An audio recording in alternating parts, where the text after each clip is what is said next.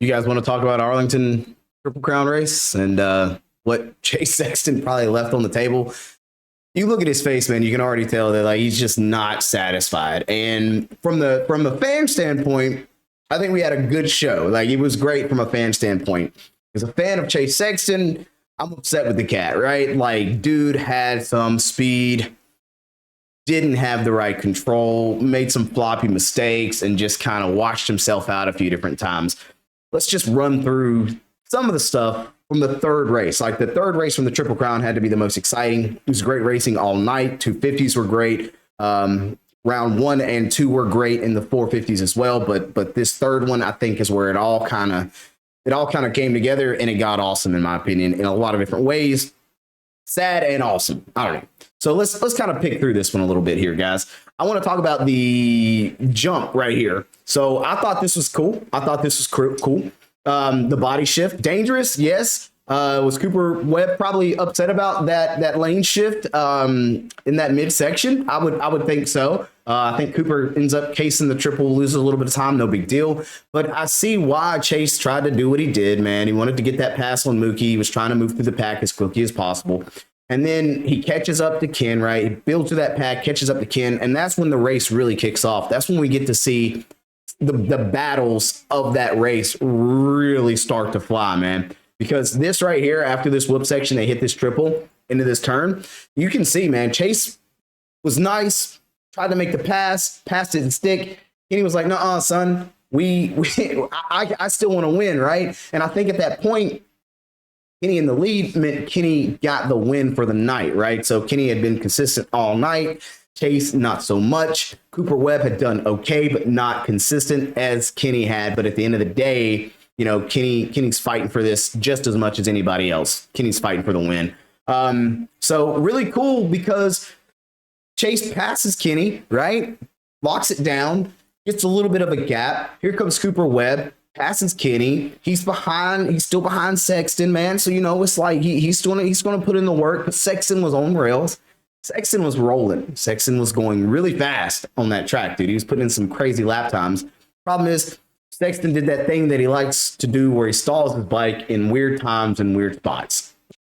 Stalls his bike, and who's there to take advantage of it? Cooper Webb and Ken Roczen, right? Both of them get right back by. I think Jason Anderson gets really close. Everybody gets pulled in at that point, right? So I'm pretty sure Barsha pulls up. Like there's a lot of riders that got really close together because of that simple mistake that Chase makes right there.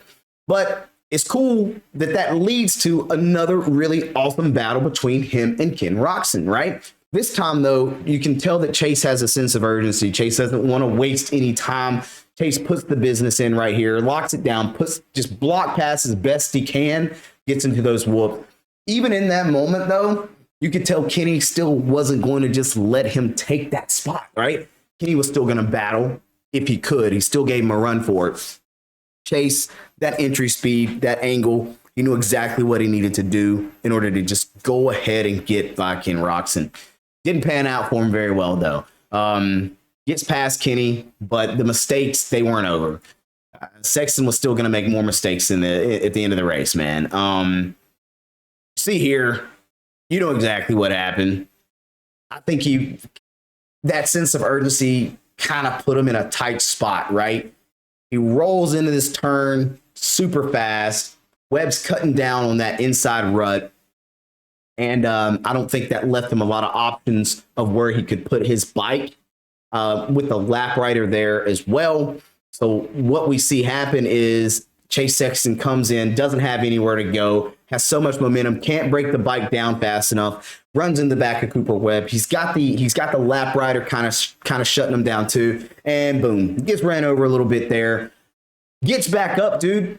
And just at this point, he's just trying to finish the race, man. He's just trying to get to the end of the race. And he does. He gets there, but just last second, Justin Barsha says, "Nah, bro, you left the door open. You shouldn't have done that. I'm going to go ahead and sweep that spot from you too." And, you know, Chase just rolls to finish, man. Chase just rolls to finish, dude. End of the day, Chase Sexton rode so well as far as being the master of that track, having the speed, knowing the lines, just really putting it together as far as speed went. The little mistakes, the interview that he had on Race Day Live, he was talking about how he had that 2023 speed. I agree. He felt like he had that 2024 consistency, somewhat, kind of. You're not holding the red plate if you're not somewhat consistent, right? So there's a mesh there. But now we're also seeing those 2023 mishaps and accidents. I'm pretty sure he crashed in the second race of the Triple Crown as well. Fought back, rode very well again. But you're only allowed so many of those before somebody's going to swoop in and kind of take that from you. So here goes Cooper Webb, the main red plate holder. We'll have to see if Chase Sexton can put it together for the next round. I think he can. I really do believe that Chase Sexton is fully capable, man, of rocking and rolling and putting it together, dude. But Cooper Webb has consistency on you, bro. Chase, you're gonna step it up, dude. I want to know though, what do you guys think about the overall performance? What did you guys think? Was that one of the best races we've got to see? We've seen some awesome racing this season already. I think Arlington, the third moto or the third race of the Triple Crown, was still really exciting, a big pump. We've been blessed to see some awesome racing so far. Even though we've got like 30 different awesome riders that are out, we still have another 30 awesome riders on that track. So I want to know, what do you guys think about Chase, the incident? What are you guys feeling about that, man? Is he going to be able to put it together? Or are we going to see 2023 Chase, all the speed but no control? I'm hoping we've got a good mesh of good speed, good control, and I think by the end of the season it'll be really fun to see who's actually going to be that points leader.